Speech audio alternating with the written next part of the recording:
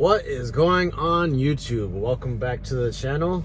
If you're new here, I talk about like gym and fitness. I also go over some finances.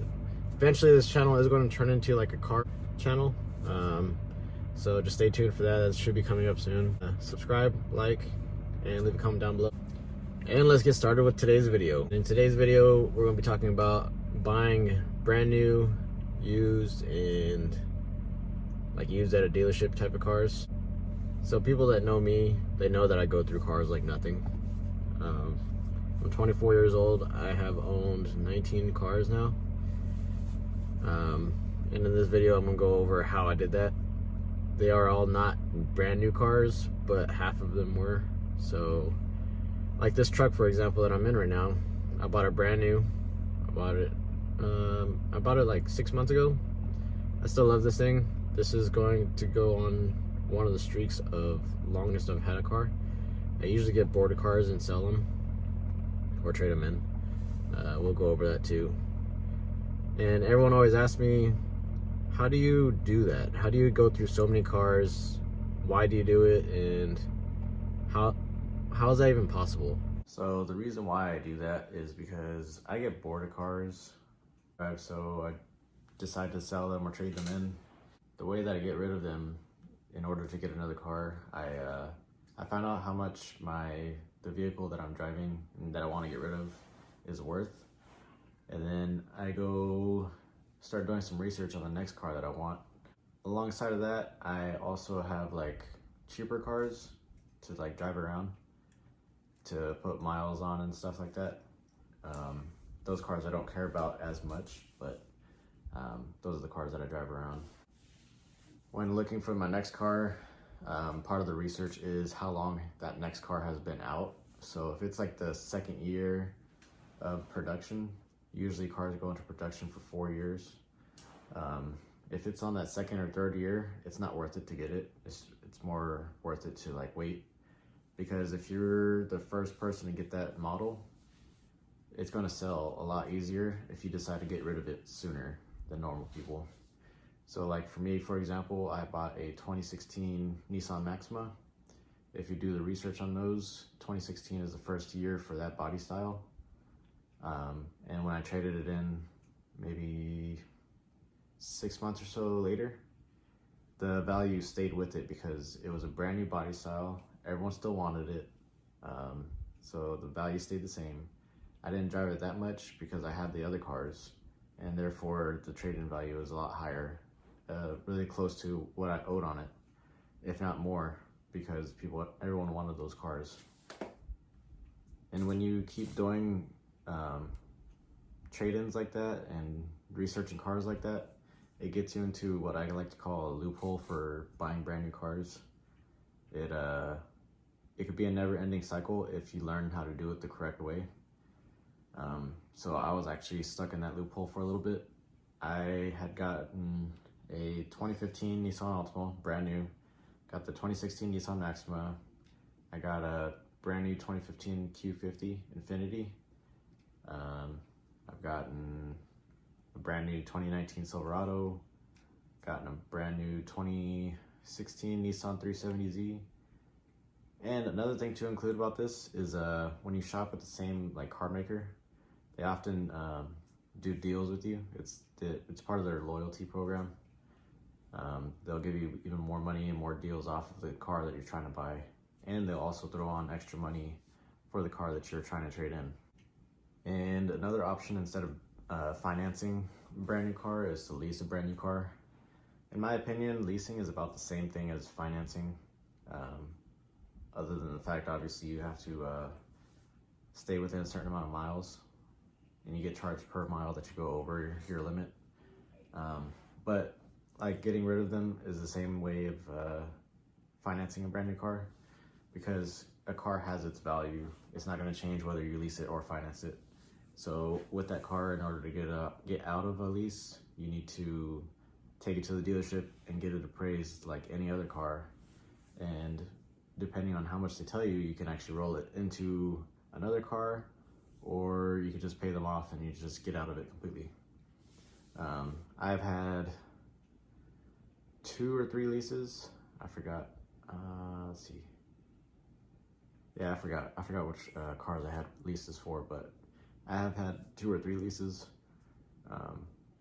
I've gotten out of all of them pretty easy, and with no negative equity really. So I don't fear leases at all. And if you're military, you can get out of them pretty easy with some orders. You just have to be PCS or on deployment for longer than 90 days, and you're free to go. No obligation, no fees, no charges, nothing. So far those are 2 ways to buy and get into the loophole of brand new cars. Used cars is a little different. There's not really a loophole. It's just buying and selling. So buying a used car, I would never buy a used car from a dealership because they up their prices because they're buying the cars from the customer for a lower price to set the price higher of what it's actually worth. And automatically when you drive that car off the lot, you're already upside down at least $3,000 or $4,000, depending on how much the fees are from the state that you're in to register a car and stuff like that. So you're automatically upside down on that. I would buy a used car off of like Craigslist or Facebook or like someone private and not a dealership, because then you can register it on yourself and you don't have to pay like $600 for registration, where if you do it yourself, you could do like $100. So I would never buy a used car from a dealership. If you do buy it from a dealership, haggle them down to squeeze in the fees and stuff, so that way the car is worth how much it's actually worth and not owing more than what it's worth when you drive it off the lot. There's not really much to go into cars. People just make it seem harder than it actually is. You can get yourself in the loophole pretty easy. And I would never put down a down payment. Out of all 19 cars, I only put down a down payment for 2 of them. And the only reason why I would put down a down payment, and the only reason why I did put down a down payment, is because they're cars that I really want and that I really know that if I put a down payment, it's going to help my loan get approved. And so far, every time I put a down payment down, I have had no regrets. So they're both cars that I've loved and I just enjoyed them. A lot of people don't buy as many cars as me, and they probably get that excitement feeling, making it seem like every car that you look at is like the car that you want and that you're okay with putting a down payment. Don't let that get the best of you. I would say put a down payment on something that's like more expensive. If your dream car is a Corolla, go ahead, whatever. It's up to you. But don't be putting down payments down every single time you look at a car, because then it's what I like to call liquid cash. It's money that doesn't really do anything to lower your down payment, but it helps your odds of getting approved. Whereas if you don't put a down payment, you can use that cash for like a savings or like bills or emergency, something, I don't know. But that's why I say to only put a down payment down on cars that you really want, because those are the ones that count. Those are the cars that you really want and that it's going to mean something to you, and it's not going to be a waste of money, and you're not going to regret it. So think about that before you're putting down a down payment. If a dealership says you have to put a down payment, don't put a down payment, because they're just trying to get your money. And if they don't want to do the deal, then walk away. They will end up calling you a day or 2 later saying that they're going to work something out for you, and you're going to drive that car away without a down payment. So it's just one of the things that I learned from buying cars from dealerships. Their job is to sell you a car. They want to sell you a car. They're going to sell you a car. So if you say no, walk away, come back. They'll probably call you, and you'll get the car that you want. Unless they're saying that you need like $5,000 down because you're way out of budget, then that's the only reason why. Like my truck, for example, it was a lot of money, and I had to put down a down payment in order to get it. And I knew that instance that if I walk away, they're not going to call me back because the down payment's too large and they couldn't mark down the truck that low. So I went ahead and put a down payment down because I knew that's what I wanted. I knew it was worth it, and I'm not going to regret it. So I went ahead and did that.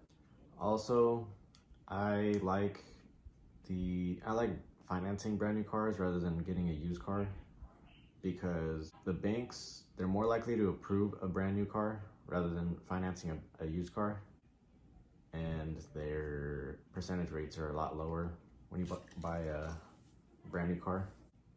And you can also get a longer loan term on a brand new car. Well, that's where I'm gonna end today's video.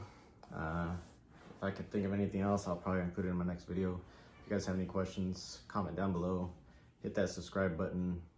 Like the video if you liked it, dislike it if you didn't. And turn on the notifications to let you know that I posted a new video. Stay motivated, stay hydrated, and always keep it cruising. Peace out.